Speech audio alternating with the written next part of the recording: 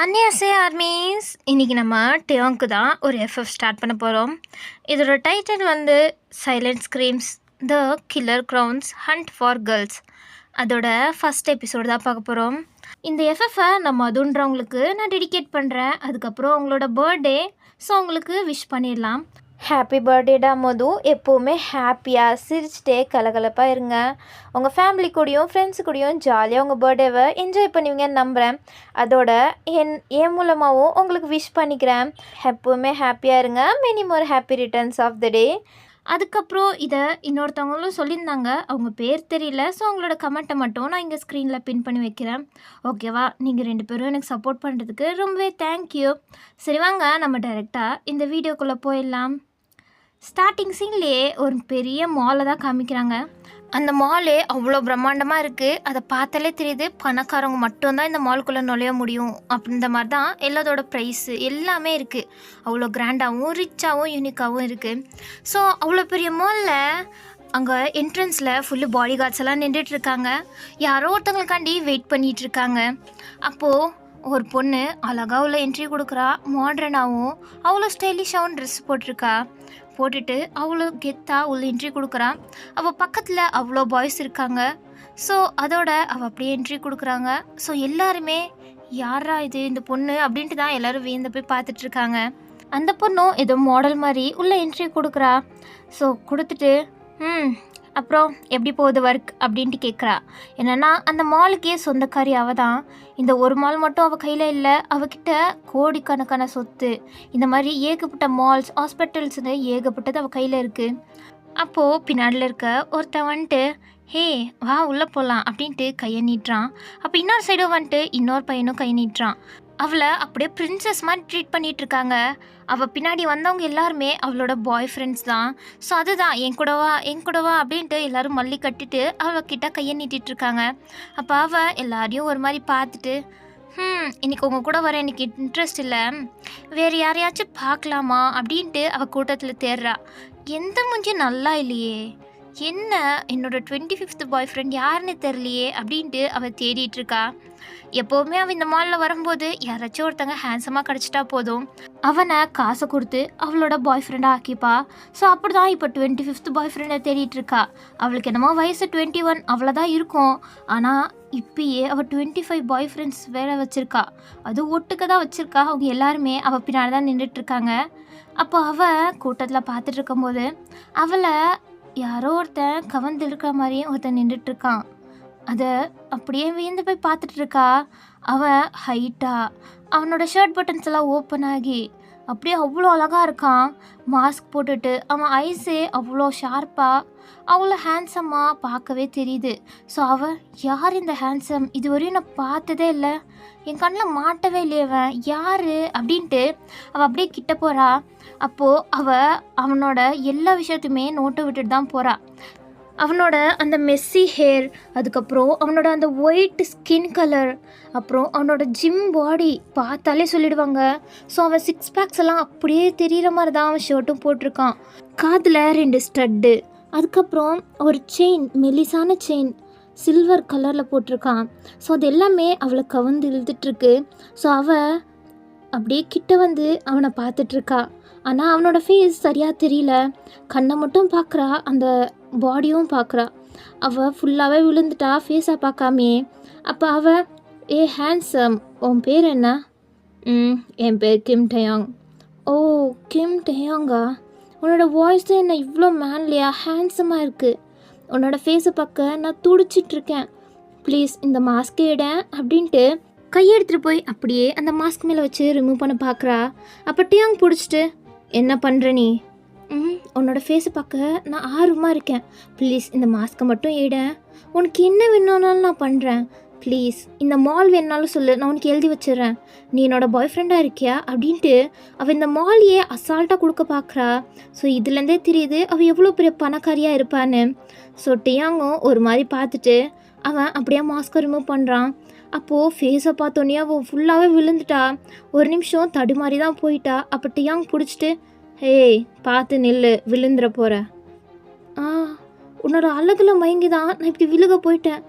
எப்படா இவ்வளோ ஹேண்ட்ஸமாக இருக்க? நல்ல வேளை என் கண்ணில் இவ்வளோ சீக்கிரம் மாட்டிட்ட. என்னோட 25th பாய் ஃப்ரெண்ட் நீ தான்.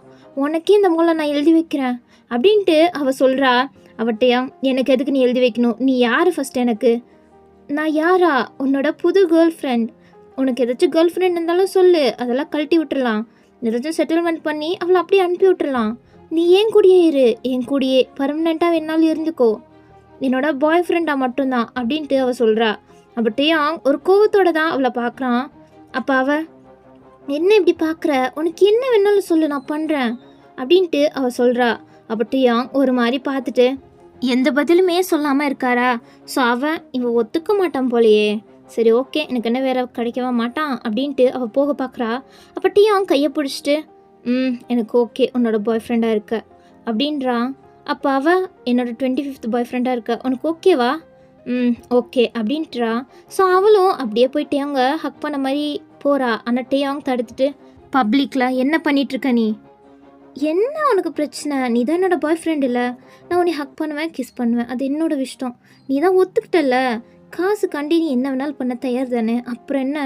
ரொம்ப பிகு பண்ணாத அப்படின்ட்டு கையை பிடிச்சிக்கிறா. இதை கூட்டத்துலேருந்து முகத்தை சுழிச்ச மாதிரி ஒருத்தி பார்த்துட்ருக்கா. அது வேறு யாரும் இல்லை, நீங்கள் தான். நீங்கள் அந்த மாலுக்கு வந்திருப்பீங்க அவங்க ஃப்ரெண்ட்ஸோட. அதுவும் நீங்கள் அங்கே தான் ஒரு வேலை பார்த்துட்ருப்பீங்க. ஸோ அந்த யூனிஃபார்மில் தான் நீங்கள் நின்று இந்த கூத்தெல்லாம் பார்க்குறீங்க. ஓனர் வந்திருக்கேன் அப்படின்னு சொன்னாலே எல்லா ஸ்டாஃப்ஸும் வந்து நிற்கணும்ல.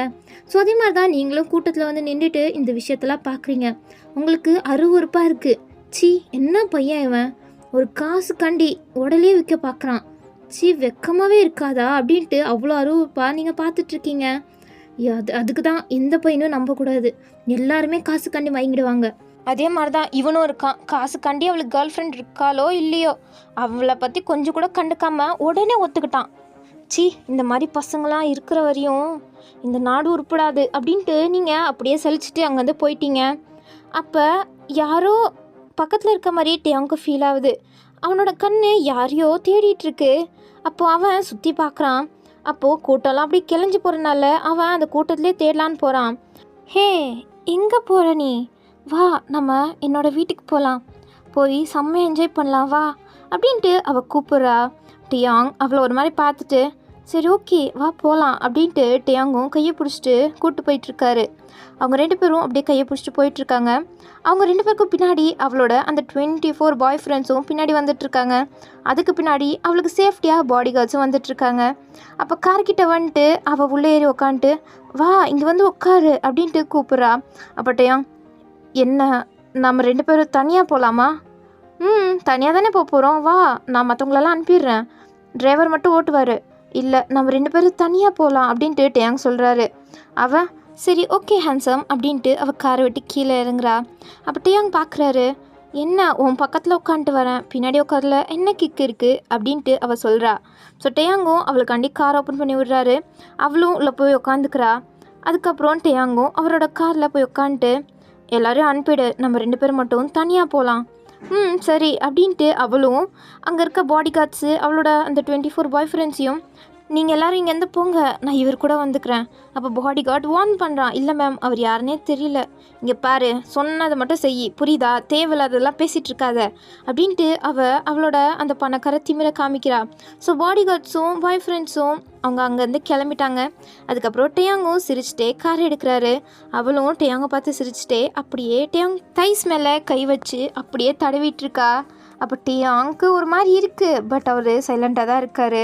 அப்போ அவள் அப்படியே தடவிட்டு, ஏ ஹேண்ட்ஸம், நீ நிஜமாகவே அவ்வளோ அழகாக இருக்க, வேணும்னா நீ என் கூட பர்மனெண்ட்டாக என் கூட இருந்துடுறியா? அப்போ டேயாங் பார்த்துட்டு அப்படியே திரும்பிட்டாரு, எந்த பதிலுமே சொல்லாமல். அவள் என்ன எந்த பதிலுமே சொல்ல மாட்ற, சரி விடு, எனக்கு செம்மையாக இருக்குது, இன்றைக்கி நம்ம 2 பேரும் செம்மையாக என்ஜாய் பண்ணலாம், காரை சீக்கிரம் ட்ரைவ் பண்ணிட்டு போ அப்படின்ட்டு அவள் சொல்கிறா. அப்போ டேயாங்கும் சரின்ட்டு கார் ஸ்பீடை செம்மையாக ஏற்றிட்டு போயிட்டுருக்காரு. அப்போ அவளும் அப்படியே தைஸில் கை வச்சுட்டு அப்படியே கொஞ்சம் கொஞ்சமாக மேலே வரா. மேலே வந்துட்டு அப்படியே தொட போகிறா. அப்போ டேயாங் தடுத்துட்டு, என்ன பண்ணுற? என்ன பண்ணுறேன், இதெல்லாம் பார்க்க போகிறது தானே, அதனால தான் கொஞ்சம் போகிறதுக்கு முன்னாடி ட்ரைனிங் எடுத்துகிட்ருக்கேன் அப்படின்றா. அப்போ டேயாங், இங்கே பாரு, எதாக இருந்தாலும் போய் பார்த்துக்கலாம், இப்போ ஒன்றும் தேவையில்ல. ஏன் இப்படி சொல்கிற அப்படின்ட்டு அவள் இன்னும் வலியுறா. அப்போ டேயாங், இங்கே பாரு சொன்னா கேளு, அப்படின்ட்டு டேயாங் சொல்கிறாரு. ஸோ அவளும் சரின்ட்டு கம்முன்னு உட்காந்துட்ருக்கா. ஆனால் ஒரு சேட்டை பண்ணிட்டா இருக்கா. டேயாங்கு டிஸ்டர்ப் ஆகுது. பட் அவர் கண்ட்ரோல் பண்ணிட்டு தான் இருக்கார். அதுக்கப்புறம் இங்கிட்டு நீங்கள் உங்களை பற்றி பார்க்கலாம். நீங்கள் அந்த மாலில் கஷ்டப்பட்டு வேலை பார்த்துட்ருக்கீங்க. அதுவும் உங்களுக்கு இன்றைக்கி ஃபுல்லு அந்த சீன் நடந்திருக்குள்ள டேயாங் காசுக்காண்டி ஒத்துட்டு இருந்திருப்பாரு பாய் ஃப்ரெண்டாக இருக்க அதெல்லாம். ஸோ உங்களுக்கு அதே ஞாபகம் வருது. ஏன் இவ்வளோ கேவலமாக நடந்துக்கிறாங்க பசங்க? காசுக்காண்டி எல்லாரையும் விட்டுட்டு போயிடுவாங்களா? காசுக்காண்டி உடலை கூட விற்பாங்களா? சி, அசிங்கமாக இருக்காதா அப்படின்ட்டு நீங்கள் அப்படியே புலம்பிகிட்ருக்கீங்க. அப்போது உங்கள் தலையிலேயே யாரோ வந்து அடிக்கிறாங்க. நீங்கள் பதறி போய் திரும்பி பார்த்தா அது உங்களோட மேனேஜர் தான். ஸோ அவங்கள பார்த்தோன்னே, ஐயோ மேம், என்னாச்சு மேம், ஏன் அடிக்கிறீங்க? என்னாச்சா? என்னடி பண்ணிகிட்ருக்க? வேலை பார்க்க சொன்னால் ஏதோ புலம்பிகிட்ருக்க. இல்லை, இன்றைக்கி மார்னிங் நடந்துச்சு, அதை தான் யோசிச்சுட்ருக்கேன். ஓ அதுவா? அது அடிக்கடி நடக்கும். நீ புதுசு இல்லை, ஸோ உனக்கு அதனால தான் புதுசாக இருக்குது. அவள் எப்போவுமே அப்படி தான் பணத்திமிரை காட்டி எல்லாரையும் அவள் வலைக்குள்ளே போட்டுப்பா.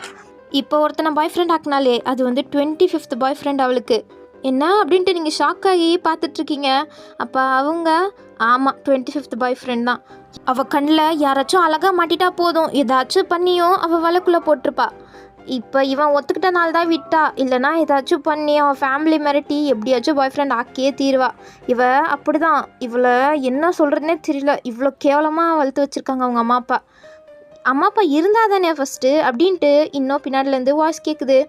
பார்த்தா அங்கே இன்னொருத்தி வேலை பார்த்துட்ருப்பா, மேனேஜருக்கு அசிஸ்டண்ட்டாக. அவள் தான் வரா. என்ன சொல்கிற? அவளுக்கு அப்போ அம்மா அப்பா இல்லையா? இல்லை, அவளுக்கு அம்மா அப்பாலாம் யாருமே கிடையாது. அவள் சின்ன வயசுலேருந்து தனியாக தான் வளர்ந்தா. உனக்கு எப்படி தெரியும்? எனக்கு நல்லாவே தெரியும். உங்களுக்கு முன்னாடிலேருந்து நான் இங்கே வேலை பார்த்துட்ருக்கேன். ஸோ எனக்கு நல்லாவே தெரியும் அப்படின்ட்டு அந்த அசிஸ்டண்ட் பொண்ணு சொல்கிறா. ஸோ மேனேஜரும் அதுக்கு தான் இப்படி தருதலையாக வளர்ந்துருக்கு, என்ன சொல்லவோ அப்படின்ட்டு அவங்க அப்படியே கிளம்பிட்டாங்க. நீங்கள் சி, என்ன இந்த மாதிரியெல்லாம் இருப்பாங்களா என்ன பொண்ணுங்க?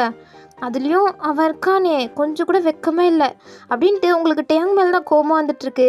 இவ தான் காசு திமிரக்காட்டி அப்படி சொல்கிறான்னா அவனும் ஒத்துக்கிட்டானே அப்படின்ட்டு தான் அவ்வளோ கோபமாக நீங்கள் இருக்கீங்க. இப்படிக்கே உங்களுக்கு எதுவுமே தெரியாது அவங்க 2 பேரை பற்றியும். இருந்தாலும் நீங்கள் மனசுக்குள்ளே அப்படியே கரிச்சு கொட்டிகிட்டு இருக்கீங்க அவங்க 2 பேரையுமே. அதுவும் மெயினாக டீயாங்க. இப்போது அந்த அசிஸ்டண்ட் பொண்ணு, வயன் என்ன கனவு கண்டுட்ருக்க? சீக்கிரம் வேலையை முடிச்சுட்டு கிளம்பு, உனக்கு இன்னொரு பார்ட் டைம் ஜாப் இருக்குல்ல அப்படின்ட்டு அவன் ஞாபகப்படுத்துகிறா. நீங்களும் ஐயோ ஆமாம் இல்லை, டைமுக்கு லேட்டாக போனால் முடிஞ்சது கதை, அந்த வேலையை விட்டே தூக்கிடுவாங்க அப்படின்ட்டு நீங்கள் பரபரப்பா எல்லா வேலையும் செஞ்சுட்டு போய் ட்ரெஸ் சேஞ்ச் பண்ணிட்டு வேறு வேலைக்காண்டி கிளம்பிட்டீங்க. நீங்கள் இப்படி தான் நிறையா பார்ட் டைம் ஜாப்ஸ் எல்லாமே பண்ணுவீங்க. ஏன்னா உங்கள் ஃபேமிலியை நீங்கள் தான் பார்த்துக்கணும். நீங்கள் தான் பெரிய பொண்ணு. உங்களுக்கு 2 தங்கச்சி இருக்காங்க, ஒரு அம்மாவும் இருக்காங்க. ஸோ அவங்க எல்லாரையுமே நீங்கள் தான் பார்த்துக்கணும். சின்ன வயசுலேருந்தே நீங்கள் கஷ்டப்பட்டு உங்கள் ஃபேமிலியை பார்த்துக்கிறதுலே நாயாக ஓஞ்சிட்டீங்க.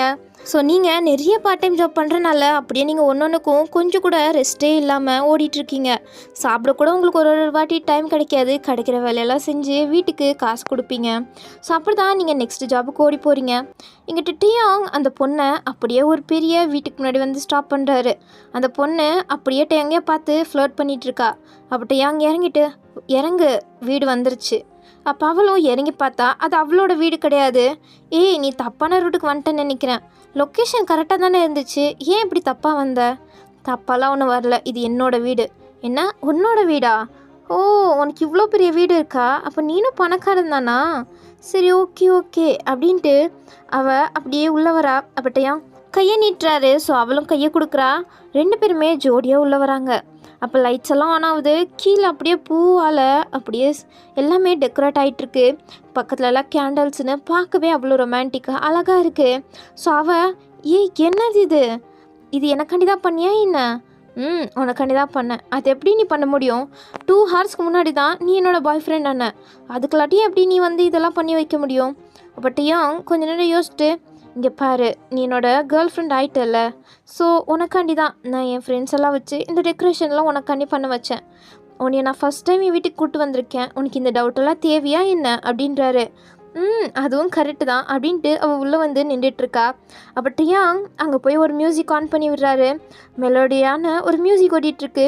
அப்போ டேயாங்கும் வந்து அவளை அப்படியே கையை பிடிச்சி அப்படியே 2 பேரும் கிளாசிக்கலாக அவ்வளோ அழகாக டான்ஸ் ஆடிட்டுருக்காங்க. அவள் அப்படியே சிரிச்சுட்டே டேயாங் மேலே கையை வச்சிட்ருக்கா. டேயாங்கும் சிரிச்சுட்டே அவள் கூட டான்ஸ் ஆடிட்டுருக்காரு. அப்போ திடீர்னு அவள் அப்படியே மைக்கு போட்டு அப்படியே கீழே விழுந்துட்டா. டேயாங்கோட கையில் ஒரு இன்ஜெக்ஷன் இருக்குது. அதை அவளோட கழுத்தில் தான் குத்திருப்பாரு. ஸோ அந்த மார்க்கும் அவளோட கழுத்தில் இருக்குது. அவள் ஒரே செகண்டில் மயங்கி கீழே விழுந்துட்டா. அப்போ டியாங் அப்படியே ஈவிலாக ஸ்மைல் பண்ணுறாரு. இங்கிட்டு நீங்கள் வேலையெல்லாம் முடிச்சுட்டு அவ்வளோ டயர்டாக உங்களோட பைக் எடுத்துகிட்டு வீட்டுக்கு தான் வரீங்க. வீட்டுக்கு வந்தால் உங்கள் ஃபேமிலியெல்லாம் வையன் இது வாங்கிட்டு வந்தியா, ஃபீஸ் கட்டினியா, அது பண்ணியா இது பண்ணியா அப்படின்ட்டு உங்ககிட்ட கேட்டுட்ருக்காங்க. நீங்கள் எனக்கு இன்னும் காசு வரல, ஆனால் நான் சீக்கிரம் பண்ணிடுவேன், ஆனால் ஃபீஸ் எல்லாம் கட்டிட்டேன், கொஞ்சம் கொஞ்சம் ரெண்ட்டு அது இதெல்லாம் கட்டணும், நான் பண்ணிடுறேன். உனக்கு கொஞ்சம் கூட அறிவில்லையா, ஒன்றத்தையும் கரெக்டாக செய்ய மாட்டியா, காசெல்லாம் எப்படி கரியாக்குறியோ தெரியல, இதெல்லாம் என்ன ஜென்மமோ அப்படின்ட்டு நீங்கள் கஷ்டப்பட்டு வேலை பார்த்துட்டு வரீங்க. ஆனால் உங்களையே இவ்வளோ திட்டிகிட்ருக்காங்க. உங்களுக்கு இதெல்லாம் பழகி போனது தான். ஸோ நீங்கள் சோகமாக அப்படியே ரூம்குள்ளே போயிட்டீங்க.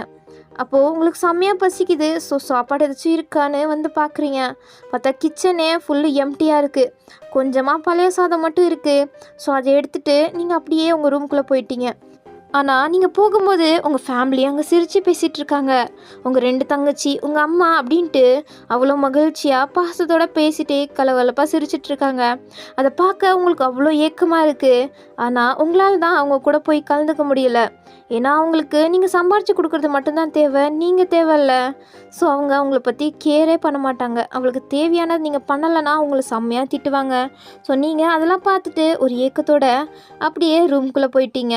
ரூம்குள்ளே போனால் அந்த ரூமே குப்பை தொட்டி ஆட்டம் கிடக்குது. உங்கள் தங்கச்சிங்களோட ரூமும் உங்கள் அம்மாவோட ரூமும் நல்லா பெருசாக இருக்குது. ஆனால் உங்களோட ரூம் ஏதோ ஸ்டோர் ரூம் மாதிரி, இருக்கிற எல்லா திங்ஸும் உங்களோட ரூமில் தான் இருக்குது. ஒரே ஒரு கட்டில் மட்டும் இருக்குது தூங்குற அளவுக்கு, அவ்வளோதான். மற்றபடி எந்த வசதியுமே இல்லை. கஷ்டப்பட்டு வேலை பார்க்குற உங்களுக்கே எந்த வசதியும் இல்லை. நீங்கள் அதை பெருசாகவும் எடுத்துக்கல. ஏன்னா நீங்கள் சொல்லப்போனால் வீட்லேயே அவ்வளோவா தங்க மாட்டீங்க. வேலைன்னு உங்கள் ஃபேமிலிக்காண்டி தான் ஓட்டிகிட்ருப்பீங்க. ஸோ அதனால தான் நீங்கள் இதை பற்றியெல்லாம் யோசிக்காமல் போய் உங்கள் பெட்டில் உட்காந்து அந்த சாப்பாடை சாப்பிட ஆரம்பிக்கிறீங்க. ஆனால் அது கெட்டு போயிருக்கு. வாயில் வச்சோன்னே துப்பிட்டீங்க. சாப்பிட முடியல. பட் உங்களுக்கு செம்மையாக பசிக்கிறனால அதையே எப்படியோ கஷ்டப்பட்டு ஊறுகாவை வச்சுட்டு சாப்பிட்டுட்டு முடிச்சிட்டிங்க. உங்களால் முடியல. பட் நீங்கள் யார்கிட்ட என்ன சொல்கிறதுன்னு தெரியல. உங்களுக்கு ஃப்ரெண்ட்ஸும் கிடையாது. நீங்கள் வேலை பார்க்குற இடத்துல தான் உங்கள் கூட பேசுகிற சில பேர் இருக்காங்க. ஸோ அங்கே மட்டும்தான் நீங்கள் சிரிச்சே பார்க்க முடியும். வீட்டில் சிரிப்பே பார்க்க முடியாது. சோகம் மட்டும்தான் உங்கள் மூஞ்சில் இருக்கும். ஸோ நீங்கள் அப்படியே உட்காந்துட்டு உங்கள் முன்னாடி ஒரு போஸ்டர் இருக்குது, அதை தான் பார்க்குறீங்க. அதில் ஒரு பெரிய ஐடலோட ஃபோட்டோ இருக்குது. நீங்கள் பார்த்துட்டு நான் எப்போ பெரிய ஐடல் ஆவேன் அப்படின்ட்டு நீங்கள் பார்த்துட்ருக்கீங்க. ஏன்னா உங்களுக்கு ஒரு பெரிய ஐடல் ஆகணும் தான் சின்ன வயசுலேருந்தே ஆசை. நீங்கள் சின்ன வயசுலேயே நல்லா படிக்கிற ஸ்டூடெண்ட்டு. ஆனால் குடும்ப கஷ்டத்தினால உங்களால் படிக்க முடியாது. உங்கள் தங்கச்சிங்களுக்காண்டி நீங்கள் சின்ன வயசுலேருந்தே வேலைக்கு போகிறது அப்படி இப்படின்ட்டு உங்கள் வாழ்க்கையே ஓடிப்போச்சு. இப்போது உங்களுக்கு 22 இயர்ஸ் ஆகுது. இப்போ வரையுமே நீங்கள் ஹாப்பினஸ்ஸாக அனுபவிச்சதே இல்லை. எப்படி ஒரு சராசரி பொண்ணுங்க ஹாப்பியாக அவங்க ஃப்ரெண்ட்ஸ் கூட சுற்றுவாங்களோ அந்த என்ஜாய்மெண்ட்டெல்லாம் நீங்கள் அனுபவிச்சதே கிடையாது. சின்ன வயசுலேருந்து கஷ்டத்தை மட்டும்தான் நீங்கள் அனுபவிச்சிட்ருக்கீங்க. இப்போயும் அப்படி தான். ஸோ நீங்கள் அந்த ஃபோட்டோ பார்த்து அவ்வளோ மெய்மறந்து போய் பார்த்துட்ருக்கீங்க. ஏன்னா ஒரு இன்ஸ்பிரேஷனான ஒரு ஐடலை தான் நீங்கள் முன்னாடி போஸ்டராக பண்ணி வச்சுருக்கீங்க. ஸோ இதுக்கு மேலே என்னால் ஐடல் ஆக முடியாதுல்ல. லாஸ்ட் வரையும் நான் எப்படியே கஷ்டப்பட்டுட்டு இருக்கணுமா? எல்லாம் குடும்பத்துக்காண்டி பண்ணுறேன். ஆனால் அவங்களுக்கு அது புரிய மாட்டேங்குது. நான் எனக்காண்டி கூட எதுவுமே பண்ணுறதில்ல, எல்லாம் அவங்களுக்காண்டி தான் பண்ணுறேன் அப்படின்ட்டு நீங்கள் ரொம்பவே சோகத்தில் கண்ணெல்லாம் கலங்குது. அதுக்கப்புறம் நீங்கள் இந்த நரகத்துலேருந்து எப்போ நான் வெளில வர போகிறேனோ, எனக்கானவன் எப்போ வர போகிறான், அவன் வந்தால் தான் எல்லாம் சால்வ் ஆகும்னு நினைக்கிறேன் அப்படின்ட்டு நீங்கள் அவ்வளோ சோகமாக இருக்கீங்க. அப்போ தான் இன்றைக்கி மார்னிங் நடந்தது உங்களுக்கு மறுபடியும் ஞாபகம் வருது. நீங்கள் அதை நினச்சாலே உங்களுக்கு கோபம் மட்டும்தான் வருது. அந்த பையனை மேலே, வேறு யார், டியாங் மேலே தான். எப்படி அவன் இவ்வளோ கேவலமாக இருக்கலாம்? இந்த மாதிரி கூட்டத்தில் எப்படி என்னோடய ஃப்யூச்சர் பார்ட்னரை நான் கண்டுபிடிக்கிறது? அவனாச்சும் வழக்கமாக இருப்பானா, இல்லை அவனும் இந்த மாதிரி காசு கொடுத்தா போயிடுவானா அப்படின்ட்டு நீங்கள் அதை பற்றியே யோசிச்சுட்ருக்கீங்க. அதுக்கப்புறம் நீங்கள் அப்படியே மல்லாந்து படுத்து செவரியே பார்த்துட்ருக்கீங்க. பார்த்துட்டு எது நடந்தாலும் நல்லதுக்கு தான் நடக்கும், நான் காத்துட்ருப்பேன். ஆனால் இன்றைக்கி காலைல பார்த்தானே, அவனை மாதிரி மட்டும் எனக்கு ஒரு பார்ட்னர் என்னோடய ஹஸ்பண்டாக கிடைக்கவே கூடாது அப்படின்ட்டு யோசிச்சுட்ருக்கீங்க.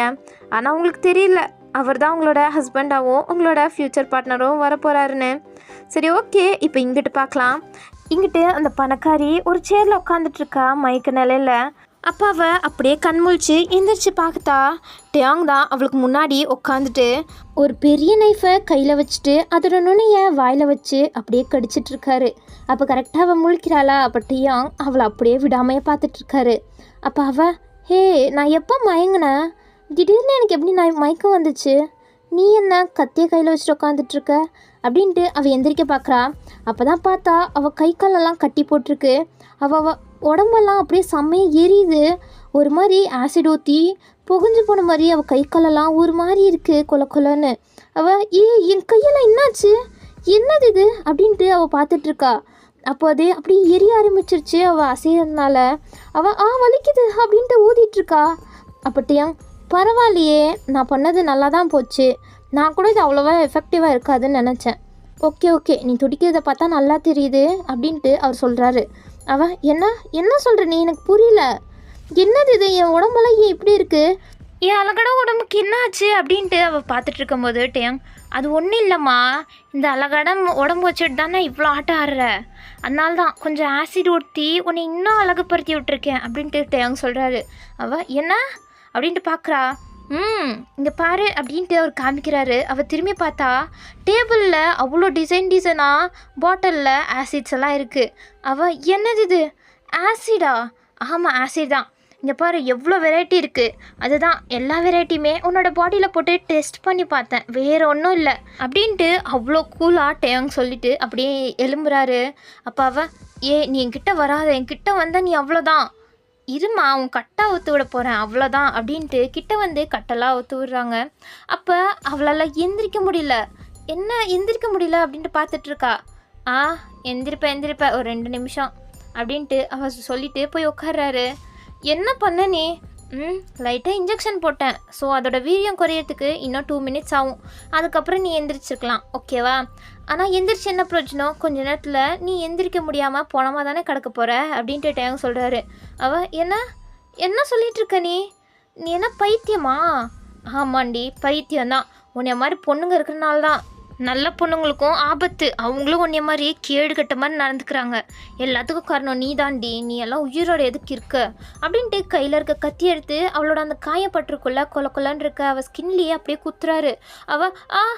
விடு விடு அப்படின்ட்டு கத்திட்டு இருக்கா. ஆனால் டேங் கொஞ்சம் கூட மனசாச்சே இல்லாமல் அவள் ரத்தத்தை பார்க்குற வரையுமே அப்படி குத்திட்டு இருக்காரு. குத்தி நெக்ஸ்ட்டு சைடே வர வச்சிட்டாரு. அவள் செம்மையாக கத்துறா. அதுக்கப்புறம் டேங் அப்புறம் உனக்கு தெரியுமா நான் ஏன் இப்படி பண்ணிகிட்ருக்கேன்னு அப்படின்ட்டு அவர் கேட்குறாரு. இல்லை எதாக இருந்தாலும் என்னை மன்னிச்சிடு, உனக்கு என்ன வேணாலும் சொல்லு, என் சொத்தை வேணாலும் உன்ட்டு எழுதி கொடுத்துட்றேன், ப்ளீஸ் இந்த மாதிரி மட்டும் பண்ணாத. உன் சொத்தை வச்சுட்டு நான் என்ன பண்ணுறது, அதெல்லாம் எனக்கு தேவையில்லை, அப்புறம் நீ எழுதி கொடுக்கணுன்னு கூட அவசியம் இல்லை, உன் சொத்து ஃபுல்லு என் கிட்ட தான் இருக்குது அப்படின்ட்டு ஒரு பாஸ்புக் எடுத்து காமிக்கிறாரு. பார்த்தா அவளோட 50% சொத்து டேயாங் பேருக்கு ட்ரான்ஸ்ஃபர் ஆகிருக்க மாதிரி ஒரு பேங்க் புக்கு காமிக்கிறாரு. அவள் ஷாக்காகி பார்க்குறா. இது எப்படி நடந்துச்சு, என் பர்மிஷன் இல்லாமல் என் சொத்தெல்லாம் எப்படி உன் பேரில் வந்துச்சு அப்படின்ட்டு கேட்டுட்ருக்கா. அப்போ டேயாங் நக்கலாக சிரிச்சிட்டு நீ தானம்மா சொன்ன, அது எல்லாருக்கும் முன்னாடியும் அந்த மாலை உனக்கு எழுதி தரேன்னு சொன்னேன், அதுக்கப்புறம் இப்போது என் சொத்தெல்லாம் உங்ககிட்டயே எழுதித்தரேன்னு வேறு சொன்னியே அப்படின்ட்டு ஒரு ரெக்கார்டிங் எடுத்து காமிக்கிறாரு. இப்போ தான் அவள் சொல்லியிருப்பாளே என்னோடய சொத்து எல்லாத்தையும் உன் பேரில் எழுதித்தரேன் அப்படின்ட்டு. ஸோ அதை மட்டும் க்ராப் பண்ணி எடிட் பண்ணி காமிச்சிட்ருக்காரு. நீ மோசம் பண்ணுற, நீ இப்படி பண்ணிகிட்ருக்காத, என் ஆளுங்க இன்னும் கொஞ்சம் நேரத்தில் வந்து உன்னை பிடிச்சிட்டு போகிறாங்களா இல்லையா மட்டும் பாரு. என்ன ஆளுங்களா, யார் வர போகிறா? இப்போ பாரு, நான் இருக்க லொக்கேஷனை ட்ரேஸ் பண்ணிவிட்டு போலீஸு என் பாடி கார்ட்ஸ் எல்லோரும் வந்து உன்னை துவைச்சி எடுக்க போகிறாங்க, நீ பர்மனெண்ட்டாக ஜெயிலில் கிடக்க வேண்டியதான். என்ன எப்படி அவங்களாம் கண்டுபிடிச்சிட்டு வருவாங்க? என்னோடய காரில் நான் ஜிபிஎஸ் செட் பண்ணி வச்சுருக்கேன், எனக்கு ஏதாச்சும் ஆபத்துனா அவங்களுக்கு லொக்கேஷன் போயிடும், ஸோ கொஞ்ச நேரத்தில் அவங்க வருவாங்க, நீ வெயிட் பண்ணிகிட்டே இரு, நீ என்ன நிலைமைக்கு ஆகுறன்னு மட்டும் பாரு அப்படின்ட்டு அவள் கொஞ்சம் நக்கலாக சொல்கிறா. அப்பட்டையும் என்ன நிஜமாவா, பின்ன என்ன நான் பொய்யா சொல்கிறேன் அப்படின்ட்டு அவள் சொல்கிறா. அப்பட்டியாங் பதறிட்டு அப்படியே எழுந்திரிச்சு போகிறாரா. அவள் நக்கலாக சிரிக்கிறா. அப்பட்டியாங் அப்படியே நின்றுட்டு திரும்பி இன்னும் இவளாக ஸ்மைல் பண்ணிட்டு அப்படியே அவகிட்ட வராரு. அப்போ என்ன மறுபடியும் என்கிட்ட வர, உனக்கு கொஞ்சம் கூட பயமே இல்லையா அப்படின்ட்டு அவள் கேட்குறா. நான் எதுக்கடி பயப்படணும், ஃபர்ஸ்ட் ஆஃப் ஆல் உன்னோட ஜிபிஎஸ் ஆகட்டும் உன்னோட லொக்கேஷன் எதுவுமே அவங்களுக்கு போயிருக்காது. ஏன் போயிருக்காது? நான் தான் அதை ஹேக் பண்ணிட்டேனே அப்படின்ட்டு அவரோட சிஸ்டமில் காமிக்கிறாரு. லாஸ்ட் லொக்கேஷன் அந்த மாலில் இருந்த மாதிரி மட்டும்தான் இருக்குது, அதுக்கப்புறம் லொக்கேஷனை காமிக்கல. ஸோ அவள் பார்த்துட்டு நீ என்ன பண்ணி வச்சுருக்க, இது எப்படி உன்னால் முடிஞ்சிச்சு, இது எவ்வளோ பெரிய அட்வான்ஸ் டெக்னாலஜி தெரியுமா, ஆ அட்வான்ஸ் டெக்னாலஜியா? அதெல்லாம் என் காலுக்கு சமம். எனக்கு இதை பற்றி எல்லாம் தெரியும். இதை பற்றி எல்லாம் தெரிஞ்சுக்கிட்டு இதில் நான் பிஹெச்டி பண்ணியிருக்கேன். அவ்வளோ பெரிய கெத்தான என்கிட்டே நீ உன் வாலாட்ட பார்க்குறியா? அதெல்லாம் நடக்க வாய்ப்பே இல்லை. சரி, உனக்கு என்ன வேணாலும் சொல்லு, நான் பண்ணுறேன். ப்ளீஸ் என்னைய மட்டும் உயிரோட விட்டுரு அப்படின்ட்டு மறுபடியும் கெஞ்ச ஆரம்பிச்சிட்டா. இப்போட்டையும் அவங்க சிரிச்சிட்டே அவ பக்கத்தில் போய் அப்படியே நீல் பண்ணுறாரு அவகிட்ட. அவள் பயப்படுறா. அப்பட்டையும் என்னம்மா, எதுக்கு இவ்வளோ பயப்படுற? இப்போ ரொம்பவே துடிச்சிட்ருக்க போல் உன் லைஃபுக்காண்டி. இத்தனை நாளாக எவ்வளோ ஆட்டம் ஆடின. உனக்கு மூஞ்சிக்கு 25 பாய் ஃப்ரெண்ட்ஸ் தேவையா? அதுவும் என்னைய வேற உன் பாய் ஃப்ரெண்டாக இருக்க சொல்கிற, வெக்கமே இல்லாமல் அப்படின்ட்டு டியாங் சொல்கிறாரு. இங்கே பாரு, இது என்னோடய பர்சனல், அது என்னோடய இஷ்டம். நீ தேவையில்லாமல் தலையிடாத. என்ன தேவையில்லாமல் தலையிடுறேன்னா? இந்த மாதிரி நீ எத்தனை பொண்ணுங்களோட பாய் ஃப்ரெண்ட்ஸை திருடியிருப்ப. அவங்களாம் எவ்வளோ கஷ்டப்பட்டிருப்பாங்க. அதில் எத்தனை பேர் சூசைடுக்கு அட்டன் பண்ணியிருக்காங்க தெரியுமா? அப்படின்ட்டு டியாங் கத்தியை ஓங்கி கீழே குத்துறாரு. அந்த கத்தியே பீஸாக உடஞ்சிருச்சு. அவள் அப்படியே பயந்துட்டு, ப்ளீஸ் என்னை விட்டுடு, இதுக்கும் உனக்கு என்ன சம்பந்தம்? நான் ஒன்றும் எந்த தொந்தரவும் பண்ணலை தானே? தேவையில்லாமல் என்னைய டார்ச்சர் பண்ணிகிட்ருக்க. நீ என்னையே தொந்தரவு பண்ணல, ஆனால் ஒன்றால் எத்தனை பொண்ணுங்க பாலா போயிருக்காங்க தெரியுமா? அப்படின்ட்டு ஒரு கஷ்டத்தோடையும் ஒரு கோபத்தோடையும் தான் சொல்லிட்டு இருக்காரு. ஆனால் அந்த பொண்ணுக்கு புரியல எதுக்கு இவன் நம்ம மேலே இவ்வளோ கோவப்படுறான்னு. இது வரையும் அவள் டியாங்க பார்த்தது கூட கிடையாது. ஆனால் எதுக்கு இவன் நம்மளை கொள்றதுக்காண்டி துடிக்கிறான்னு தெரியாமல் அவள் பார்த்துட்ருக்கா.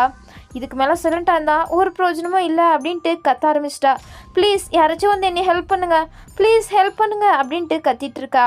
அப்போ டியாங் இன்னும் நக்கலாக சிரிச்சுட்டு அந்த பில்டிங்கே கேட்குற மாதிரி அவ்வளோ சத்தமாக சிரிக்கிறாரு. அதுக்கப்புறம் என்ன ஹெல்ப்புக்கு ஆளை கூப்பிட்றியா? கூப்பிடு, ஒரு ஆளும் வரமாட்டாங்க. ஒரு காக்கா குருவி கூட இந்த பக்கம் வராது. ஏன்னா இந்த வீட்டை சுற்றி எந்த வீடுமே கிடையாது. சுற்றி காடு மட்டும்தான் இருக்குது. கற்று உன்னால் முடிகிற அளவு கற்று அப்படின்ட்டு அவர் அவ்வளோ நக்கலாக சொல்கிறாரு. அவள் லாஸ்ட் டைமில் காலையே விழுவுறா. ப்ளீஸ் என்னை விட்டுரு, நான் இந்த தப்புமே பண்ணலை, ப்ளீஸ் என்னை விட்டுடு.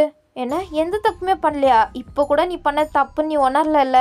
நீ எல்லாம் எதுக்கிட்டே உயிரோடு இருக்க, சாவு அப்படின்ட்டு அவர் பக்கத்தில் இருக்க ஒரு மாஸ்க் மாதிரி ஒன்று இருக்குது, அதை எடுத்து அப்படியே போட்டுக்கிட்டு ஒரு வீடியோ ரெக்கார்டிங் ஆன் பண்ணுறாரு.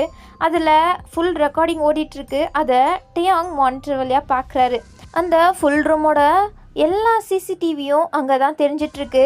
அதில் அந்த பொண்ணு டியாங் காலில் விழுந்து கிழிஞ்சிட்ருக்கிறது, டியாங் மாஸ்க் போட்டு இருக்கிறது அப்படின்ட்டு எல்லாமே அதில் அப்படியே கிளியராக தெரியுது. அப்போ அவர் இப்போ உனக்கான டைம் வந்துடுச்சு, சாக ரெடியா அப்படின்ட்டு அவர் சிரிச்சிட்டே சொல்கிறாரு. அவள் ப்ளீஸ் என்னை விட்டுடு, நான் இந்த தப்பு பண்ணல, விட்டுடு அப்படின்ட்டு அவர் ரொம்பவே கெஞ்சிரா. ஆனால் டியாங் கொஞ்சம் கூட ஈவருக்குமே காமிக்காமல் அவளை டார்ச்சர் பண்ணி அப்படியே கொல்ல ஆரம்பிச்சிட்டாரு. அவள் ரொம்பவே கத்துறா. அவளோட கத்துற சத்தம் தான் அந்த வீட்டை விட்டு வெளியிலேயே கேட்குது. அப்புறம் அந்த ரூமில் இருக்க ஜன்னலெல்லாம் ஃபுல்லு ரத்தக்கரையாக படிஞ்சிட்ருக்கு. அவளோட ரத்தம் தாறுமாறா அந்த ரூம்குள்ளே அப்படியே தெரிக்குது. அவ்வளோ கொடூரமாக இருக்குது பார்க்கவே. டியாங் எதுக்கு இப்படி ஈவருக்குமே காமிக்காமல் கொண்டுட்ருக்காருன்னு தெரியல. ஆனால் அவர் மனசுக்குள்ளே ஏதோ ஒன்று சின்ன வயசில் நடந்த ட்ராமா இருக்குது. அதனால தான் அதில் ரொம்ப எஃபெக்ட் ஆகி சைக்கோத்தனமாக இப்படி பொண்ணுங்களை கொண்டுட்ருக்காரு. ஆனால் காரணம் என்னென்னு அந்த பொண்ணுக்கு சாவர வரையுமே சுத்தமாக தெரியல. காரணமே இல்லாமல் தான் அவள் செத்து இப்போ போனமாக இருக்கா. சரி, ஓகே, இதோட இந்த வீடியோ முடியுது. நெக்ஸ்ட் எபிசோட்ஸ் எல்லாம் சூன் வந்துடும். ஜிமின் எஃப்எஃப் முடிஞ்ச பிறகு நெக்ஸ்ட் இதை கண்டினியூ பண்ணுறேன், ஓகேவா? இப்போ அவங்க பர்த்டே நாளில் தான் ஃபஸ்ட் எபிசோட் மட்டும் இன்றைக்கி அப்லோட் பண்ணியிருக்கேன். மிச்ச எபிசோட்ஸ் எல்லாம் நெக்ஸ்ட் வந்துடும். ஓகே, உங்களை நெக்ஸ்ட் வீடியோவில் பார்க்குறேன். பாய்.